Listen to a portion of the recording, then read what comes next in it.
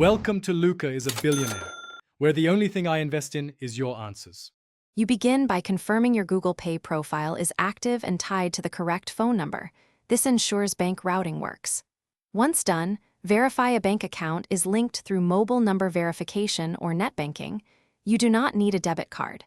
Now open Google Pay, tap Profile, then Account, and locate UPI ID settings.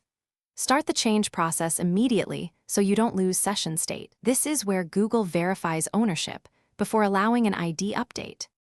You now choose the change or create new UPI ID option and review suggested handles.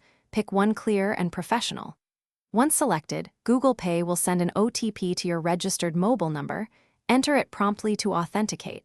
Make sure you select the correct bank account if asked, because the UPI handle links to that account.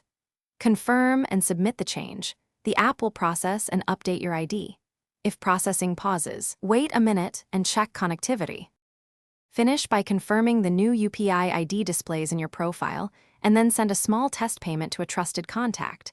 This proves the link works. If an OTP fails, cancel, wait, and retry. Also check SMS permissions and mobile network stability, because OTP delivery is often the issue.